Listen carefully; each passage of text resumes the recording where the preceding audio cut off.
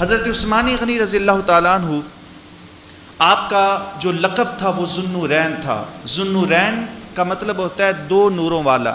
اس کی وجہ یہ ہے کہ حضرت عثمان غنی رضی اللہ تعالیٰ عنہ کے ساتھ حضور علیہ الصلوۃ والسلام نے اپنی صاحبزادی بی بی رقیہ رضی اللہ تعالیٰ عنہ کا نکاح کیا۔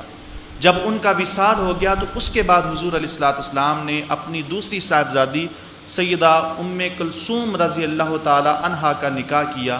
تو اس لحاظ سے حضرت عثمان غنی رضی اللہ تعالیٰ عنہ کے ساتھ حضور علیہ الصلوۃ والسلام کی دو صاحبزادیوں کا نکاح ہوا، اور پوری کائنات میں کوئی ایسا عظیم شخص نہیں ہے جس کے عقد میں، جس کے نکاح میں کسی بھی نبی کی دو صاحبزادیاں آئی ہوں۔ یہ واحد حضرت عثمان غنی رضی اللہ تعالیٰ عنہ کی شخصیت ہے کہ حضور علیہ الصلوۃ والسلام کی جو تاجدار انبیاء ہیں، سید الانبیاء والمرسلین ہیں، آپ کی دو صاحبزادیوں کا نکاح حضرت عثمان غنی رضی اللہ تعالیٰ عنہ کے ساتھ ہوا۔ اور اس سے بھی بڑی بات یہ کہ جب آپ کی دوسری زوجہ محترمہ یعنی حضور علیہ الصلوۃ والسلام کی دوسری صاحبزادی حضرت ام کلثوم رضی اللہ تعالیٰ عنہ کا وصال ہو گیا، اس کے بعد حضور علیہ الصلوۃ والسلام نے ایک تاریخی جملہ ارشاد فرمایا۔ آپ علیہ الصلوۃ والسلام نے ارشاد فرمایا، لو کان لی 40 بنتا زوجت عثمان واحدۃ بعد واحدۃ۔ حضور علیہ الصلوۃ والسلام نے فرمایا اگر میری 40 بیٹیاں ہوتی تو میں ایک کے بعد دوسری کا نکاح حضرت عثمان کے ساتھ کرتا رہتا، یعنی ایک کا نکاح کرتا وہ فوت ہو جاتی، پھر دوسری کا نکاح کرتا وہ فوت ہو جاتی، اس طرح میں اپنی 40 بیٹیوں کا نکاح بھی حضرت عثمان غنی رضی اللہ تعالیٰ عنہ کے ساتھ کر دیتا، کیونکہ حضرت عثمان غنی رضی اللہ تعالیٰ عنہ پیکر حیا تھے، حیا کے علم بردار تھے، اور وہ واحد عظیم شخصیت ہیں جنہوں نے زمانہ جاہلیت میں بھی اور زمانہ اسلام میں بھی زنا کرنا تو دور کی بات ہے، کبھی برائی کا ارادہ بھی نہیں کیا۔ حضرت عثمان غنی رضی اللہ تعالیٰ عنہ کی شخصیت وہ عظیم شخصیت ہے۔ محترم سامعین کرام، سیدنا عثمان غنی رضی اللہ تعالیٰ عنہ کے فضائل میں حضور علیہ الصلوۃ والسلام نے بہت ساری احادیث کریمہ بیان فرمائی، اور حدیث پاک میں آتا ہے، حضرت ام المؤمنین سیدہ عائشہ صدیقہ رضی اللہ تعالیٰ عنہ فرماتی ہیں، حضور علیہ الصلوۃ والسلام اپنے حجرہ مبارک میں تشریف فرما تھے کہ دروازہ کھٹکھٹایا، جب دروازے پہ دستک ہوئی تو آپ نے پوچھا کون؟ آواز آئی میں ابو بکر صدیق ہوں۔ حضور علیہ الصلوۃ والسلام نے فرمایا اندر آ جاؤ۔ حضرت ابو بکر صدیق رضی اللہ تعالیٰ عنہ آپ کے پاس آ کر بیٹھ گئے، اور اس وقت حضور علیہ الصلوۃ والسلام کی پنڈلی مبارک سے کپڑا ہٹا ہوا تھا، کپڑا پنڈلی مبارک سے ہٹا ہوا تھا، پنڈلی کے اوپر کپڑا نہیں تھا۔ حضرت ابو بکر صدیق رضی اللہ تعالیٰ عنہ پاس بیٹھ کے تھوڑی دیر گفتگو ہوئی، پھر حضرت ابو بکر صدیق رضی اللہ تعالیٰ عنہ چلے گئے۔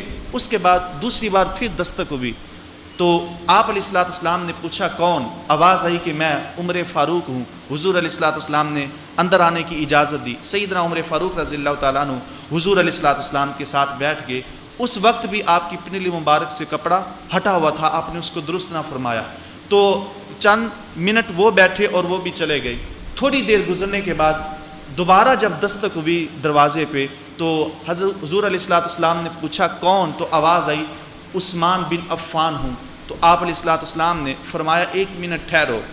حضور علیہ الصلوۃ والسلام نے اپنی پنڈلی مبارک کے اوپر کپڑا کروایا اور اس کو ڈھانپا، اس کے بعد اجازت دی کہ عثمان اندر آ جاؤ۔ حضرت عثمان غنی رضی اللہ تعالیٰ عنہ حجرہ مبارک میں آ گئے اور تھوڑی دیر بیٹھے پھر چلے گئے۔ ام المؤمنین سیدہ عائشہ صدیقہ رضی اللہ تعالیٰ عنہ فرماتی ہیں کہ میں نے عرض کی یا رسول اللہ علیہ السلام، حضرت ابو بکر صدیق رضی اللہ تعالیٰ عنہ میرے والد محترم آپ کے پاس آئے، وہ جب آئے تو اس وقت بھی آپ کی پنڈلی مبارک سے کپڑا ہٹا ہوا تھا، آپ نے پنڈلی کو ڈھانپا نہیں۔ حضرت عمر فاروق رضی اللہ تعالیٰ عنہ آئے، پھر بھی آپ اسی طرح بیٹھے رہے، لیکن سیدنا عثمان غنی رضی اللہ تعالیٰ عنہ آئے تو آپ نے ان کو اجازت دینے سے پہلے اپنا کپڑا درست کیا ہے، پھر ان کو اجازت دی ہے۔ اس کی وجہ کیا ہے؟ حضور علیہ الصلوۃ والسلام نے آگے سے جو جواب دیا وہ سننے لائق ہے۔ آپ علیہ الصلوۃ والسلام نے ارشاد فرمایا الا استحیی ممن تستحیی منہ الملائکہ، کیا میں اس عظیم شخص سے حیا نہ کروں جس سے اللہ کے فرشتے بھی حیا کرتے ہیں؟ یہ تھے وہ حضرت عثمان غنی رضی اللہ تعالیٰ عنہ جو پیکر حیا تھے، جن سے اللہ کے فرشتے بھی حیا کیا کرتے تھے، اور رسول دو عالم صلی اللہ تعالیٰ علیہ وآلہ وسلم خود بھی حیا کیا کرتے تھے۔ اس طرح سے کہ انہوں نے زندگی بسر کی کہ کبھی بھی اپنے دل میں برائی کا ارادہ تک نہیں کیا۔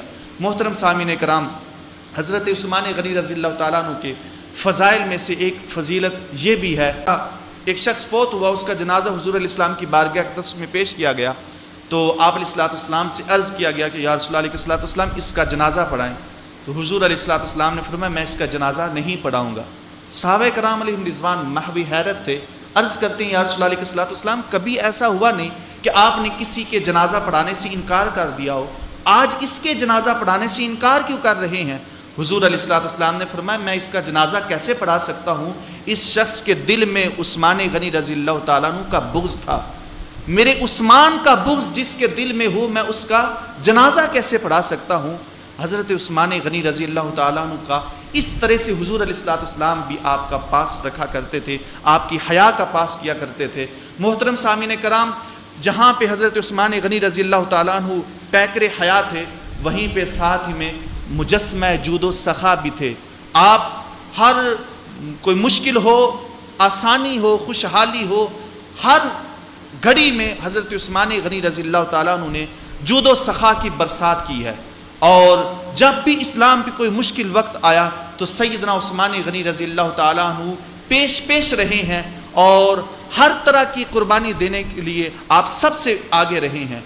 جب غزوہ تبوک کے موقع پر حضور علیہ السلام نے اعلان فرمایا کہ جس کے پاس جتنی استطاعت ہے وہ مال پیش کرے، ایک طرف حضرت ابوبکر صدیق رضی اللہ تعالیٰ عنہ نے اپنے گھر کا سارا مال اٹھایا، حتیٰ کہ سارا مال اٹھانے کے بعد اپنے گھر کی دیواروں کے ساتھ ہاتھ لگا کر پھیر رہے ہیں کہ کوئی سوئی تک تو باقی نہیں رہ گئی، سوئی تک بھی نہیں چھوڑی، سارا گھر کا مال اٹھایا اور حضور علیہ السلام کی بارگاہ اقدس میں پیش کر دیا۔ دوسری طرف حضرت عمر فاروق رضی اللہ تعالیٰ عنہ نے بھی اپنے گھر کا آدھا مال حضور علیہ السلام کی بارگاہ اقدس میں پیش کر دیا۔ لیکن جب حضرت عثمان غنی رضی اللہ تعالیٰ عنہ کی باری آئی تو آپ نے 1000 اونٹ اور 70 گھوڑے اور 1000 اشرفیاں حضور علیہ السلام کے سامنے پیش کی، اور جب آپ علیہ السلام کے سامنے یہ سارا سامان آیا، 1000 اونٹ نام سے کہہ دینا آسان ہے، اور 70 گھوڑے جو حضرت عثمان غنی رضی اللہ تعالیٰ عنہ نے پیش کی اور 1000 اشرفیاں پیش کی۔ جب حضور علیہ السلام کی بارگاہ اقدس میں یہ سارا سامان پیش کیا گیا تو آپ علیہ السلام منبر پہ تشریف فرما تھے۔ حضور علیہ السلام منبر سے نیچے اترے اور آپ علیہ السلام ان اشرفیوں کو اپنے ہاتھوں میں لے کر الٹ پلٹ کر رہے تھے، اور ساتھ ہی میں آپ یہ فرما رہے تھے ما در عثمانہ ما عملا بعد ھذا اليوم، آج کے بعد میرا عثمان جو عمل بھی کرے گا کوئی عمل اس کو نقصان نہیں پہنچا سکے گا، یعنی آج کے بعد میرا عثمان جو بھی کرے اس کو کوئی عمل نقصان نہیں پہنچا سکتا۔ مطلب یہ ہے کہ میرا عثمان عمل کرے گا ہی وہ جو مفید ہو، جو نقصان دینا ہو۔ یہ حضور علیہ السلام نے تاریخی الفاظ حضرت عثمان غنی رضی اللہ تعالیٰ عنہ کی شان اقدس میں بیان فرمائے۔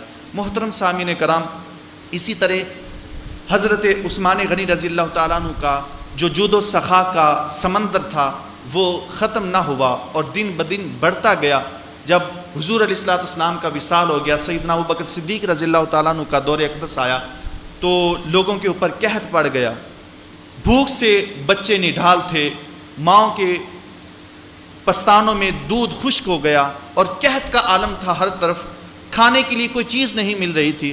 حضرت ابوبکر صدیق رضی اللہ تعالیٰ عنہ کی بارگاہ اقدس میں جب لوگوں نے شکایت کی کہ قحط پڑا ہوا ہے اور لوگ بھوک سے مر رہے ہیں، تو حضرت ابوبکر صدیق رضی اللہ تعالیٰ عنہ نے فرمایا کہ تم صبح نہیں کرو گے مگر اللہ کی بارگاہ سے تمہیں رزق وافر دے دیا جائے گا۔ یہ آپ کا فرمانا تھا۔ جب صبح ہوئی تو لوگوں نے دیکھا کہ حضرت عثمان غنی رضی اللہ تعالیٰ عنہ نے 1000 اونٹ جو ساز و سامان کے ساتھ لدے ہوئے تھے، خورد و نوش کی چیزوں کے ساتھ لدے ہوئے تھے، 1000 اونٹ آپ نے مدینہ میں منگوائے۔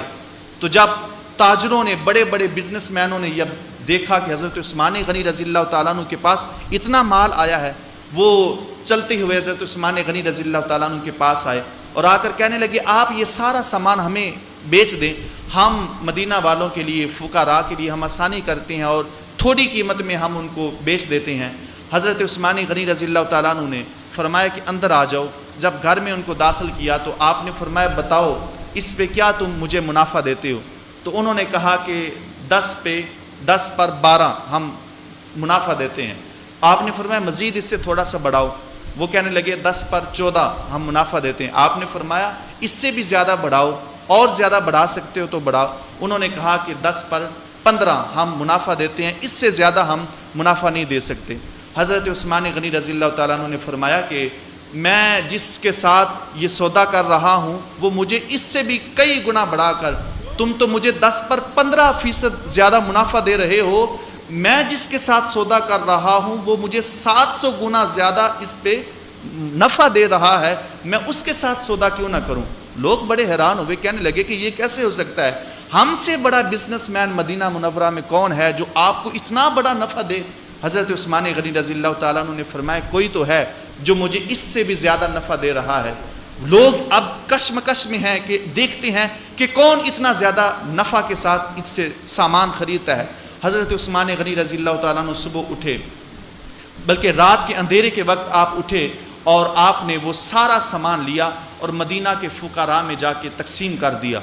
جب مدینہ کے سارے فقراء میں وہ سارا سامان تقسیم کر دیا, وہ لوگ جو تاجر آپ کے پاس آئے تھے وہ دیکھ رہے تھے. جب آپ نے سارا کچھ تقسیم کر دیا واپس آئے تو کہنے لگے کہ آپ نے تو کہا تھا کہ میں اس شخص کو دے رہا ہوں جو 700 گنا بڑھا کر مجھے اس پہ نفع دے رہا ہے, تو اس میں کون سا بڑھانے والی بات ہے, یہ تو آپ نے سارا کچھ لٹا دیا ہے. حضرت عثمان غنی رضی اللہ تعالیٰ عنہ نے فرمایا میں نے اپنے رب سے تجارت کی ہے اور میرے رب کا وعدہ ہے کہ جو اس کی راہ میں 1 روپے خرچ کرتا ہے اللہ اس کو 700 گنا بڑھا کر عطا فرماتا ہے. میں نے اپنے رب سے سودا کیا ہے اور میرا یقین ہے کہ میرا رب مجھے اس پہ 700 گنا بڑھا کے عطا فرمائے گا. یہ تھی حضرت عثمان غنی رضی اللہ تعالیٰ عنہ کی سخاوت. پھر حضرت عبداللہ بن عباس رضی اللہ تعالیٰ عنہ فرماتے ہیں کہ جس رات آپ نے یہ سارا مال غرباء میں فقراء میں تقسیم کیا, میں نے اس رات دیکھا, میں سویا ہوا تھا, میں نے خواب میں دیکھا حضور علیہ الصلوۃ والسلام بڑی جلدی سے گزر رہے ہیں. میں نے جلدی حضور علیہ السلام کی بارگاہ اقدس میں پہنچا, میں نے عرض کی یا رسول اللہ علیہ الصلوۃ والسلام آج سے پہلے آپ کو کبھی اتنی جلدی میں نہیں دیکھا, آج اتنی جلدی سے کیوں جا رہے ہیں اور کس طرف جا رہے ہیں. حضور علیہ الصلوۃ والسلام نے فرمایا میرے عثمان نے آج جو عمل کیا ہے اور مدینہ کے فقراء اور غرباء میں جو مال تقسیم کیا ہے, اس کی بنا پہ اللہ رب العالمین جنت میں میرے عثمان کا نکاح حوروں کے ساتھ کر رہا ہے, میں عثمان کی خوشیوں میں شریک ہونے کے لیے جا رہا ہوں. محترم سامعین کرام, یہ تھی حضرت عثمان غنی رضی اللہ تعالیٰ عنہ کی جود و سخا, بحر بے کراں تھے جود و سخاوت کے لحاظ سے. حضرات گرامی, حضرت عثمان غنی رضی اللہ تعالیٰ عنہ نے اپنی ساری زندگی مسلمانوں کی خیر خواہی میں گزاری. وہ واقعہ بھی آپ نے سنا ہوگا کہ جب بیر روما کو خریدا گیا, مدینہ میں جب مسلمان پہنچتے ہیں اور پیاس کی بہت شدت ہے لیکن پانی کی بڑی ہی زیادہ قلت محسوس ہو رہی ہے, اور ایک ہی کنواں ہے جو یہودی کا کنواں ہے اور یہودی بڑے مہنگے داموں کے ساتھ وہ پانی بیچتا ہے. حضور علیہ الصلوۃ والسلام نے فرمایا آج کون ہے جو اس یہودی سے کنواں خرید کر اپنے آپ کو جنت کا ضامن بنا لے. حضرت عثمان غنی رضی اللہ تعالیٰ عنہ کھڑے ہوئے عرض کرتے ہیں یا رسول اللہ علیہ الصلوۃ والسلام میں یہ عمل کرنے کے لیے تیار ہوں. آپ اٹھے اور یہودی کے پاس گئے اور اس کو جا کر کہا کہ منہ مانگی قیمت لے لو لیکن مجھے یہ کنواں دے دو. وہ کہنے لگا کہ میں تو یہ کبھی نہیں دوں گا, اس کے ساتھ میرا جو روزگار وہ اس کے ساتھ متعلق ہے اور میں اس سے اپنا بزنس چلا رہا ہوں. حضرت عثمان غنی رضی اللہ تعالیٰ عنہ نے فرمایا چلو پورا کنواں نہ دو, آدھا کنواں دے دو, اور اس طرح سے کہ ایک دن میرا ہو اور ایک دن تمہارا ہو, یعنی ایک دن میں پانی دوں لوگوں کو اور دوسرے دن تو اپنا بزنس کرے. اس نے کہا لالچ میں آگے کہہ دیا ٹھیک ہے, کیونکہ وہ سوچنے لگ گیا کہ حضرت عثمان غنی تو مہنگی قیمت کے ساتھ بیچیں گے پانی لیکن میں سستا بیچوں گا, تو اس طرح سے میرا جو دن ہوگا اس دن لوگوں کی تعداد زیادہ ہوگی. لیکن اس کو کیا پتا تھا کہ حضرت عثمان غنی تو وہ ہیں جو اپنا تن من دن سب کچھ اللہ کی راہ میں قربان کرنے والے ہیں. اس نے کہا سودا منظور ہے. آپ نے منہ مانگی قیمت دی اور آدھا کنواں خرید لیا. جس دن حضرت عثمان غنی رضی اللہ تعالیٰ عنہ کی باری ہوتی لوگوں کا ہجوم آ جاتا, مسلمان تو کیا یہودی بھی اور دوسرے غیر مسلم بھی پانی لینے کے لیے آ جاتے کیونکہ پتہ تھا کہ یہ پانی مفت میں ملتا ہے. اور حضرت عثمان غنی رضی اللہ تعالیٰ عنہ نے اس دن کو اللہ کے لیے وقف کیا ہوا تھا. اس دن لوگ آتے پانی لے کر چلے جاتے, دوسرے دن جب یہودی کی باری ہوتی کوئی اس کے پاس پانی لینے کے لیے نہ آتا. اس نے بلاخر تنگ آ کر کہا کہ یہ دوسرا دن بھی تم لے لو اور سارا کا سارا کنواں خرید لو. 35,000 درہم آپ نے دیے اس کو اور سارا کا سارا کنواں خرید کر اللہ کی راہ میں وقف کر دیا. یہ ایک واقعہ نہیں, کئی ایسے واقعات ہیں کہ حضور علیہ الصلوۃ والسلام نے فرمایا کون ہے جو یہ عمل کرے اور جنت کا ضامن بن جائے. حضرت عثمان غنی ہر لحاظ سے پیش رہے. مسجد نبوی کی جب توسیع ہوئی، مسجد نبوی تھوڑی جگہ تھی اور تعداد جب زیادہ ہو گئی اور باہر سے وفود بھی آیا کرتے تھے، حضور علیہ الصلوۃ والسلام نے فرمایا کون ہے جو مسجد نبوی کے ساتھ والا جو حصہ ہے، ٹکڑا ہے جو زمین کا، اس کو خرید کر مسجد کے لیے وقف کر دے اور اپنا گھر جنت میں بنا دے. اس وقت بھی حضرت عثمان غنی رضی اللہ تعالیٰ عنہ ہی تھے جو سب سے پہلے کھڑے ہوئے اور عرض کرتے ہیں یا رسول اللہ علیہ الصلوۃ والسلام میں یہ عمل کرنے کے لیے تیار ہوں. محترم سامعین کرام، اتنے کثیر مرتبہ حضور علیہ الصلوۃ والسلام نے اپنی زبان اقدس سے حضرت عثمان غنی رضی اللہ تعالیٰ عنہ کے لیے فرمایا تھا اے عثمان تو جنتی ہے، تو جنتی ہے. لیکن اس کے باوجود خوف خدا اور خشیت الہی کا عالم کیا تھا. حضرت عثمان غنی رضی اللہ تعالیٰ عنہ جب بھی کسی قبر کے پاس سے گزرتے، جو ہی کسی قبر کو دیکھتے، اتنا زاروں کی تار روتے کہ پوری داڑھی مبارک آنسوؤں کے ساتھ تر ہو جایا کرتی تھی. لوگوں نے پوچھا اے عثمان بن عفان، آپ کے سامنے موت کا ذکر کیا جاتا ہے آپ نہیں روتے، آپ کے سامنے قیامت کا تذکرہ کیا جاتا ہے لیکن آپ کی یہ کیفیت نہیں ہوتی، تو کیا وجہ ہے جب آپ کسی قبر کو دیکھتے ہیں اتنا شدید رونا شروع کر دیتے ہیں؟ حضرت عثمان غنی رضی اللہ تعالیٰ عنہ فرمانے لگے لوگوں میں نے اپنے رسول اللہ علیہ الصلوۃ والسلام کو یہ فرماتے ہوئے سنا تھا، میرے آقا علیہ الصلوۃ والسلام نے یہ فرمایا تھا ان القبر اول منزل من منازل الآخرہ، بے شک قبر آخرت کے گھروں میں سے سب سے پہلا گھر ہے، سب سے پہلی منظر ہے. جو بندہ اس سے کامیاب ہو جاتا ہے وہ آخرت کی ساری منزلوں میں کامیاب ہو جاتا ہے. جو بندہ اس میں پھنس جاتا ہے آخرت کی ساری منزلیں اس کے لیے مشکل ہو جاتی ہیں. اس لیے جو ہی میں قبر کو دیکھتا ہوں میں اپنے آپ سے باہر ہو جاتا ہوں. خوف خدا اور خشیت الہی اس طرح سے میرے اوپر طاری ہو جاتی ہے مجھے اپنا پتہ نہیں لگتا. محترم سامعین کرام، یہ ان کے خوف خدا کا عالم تھا.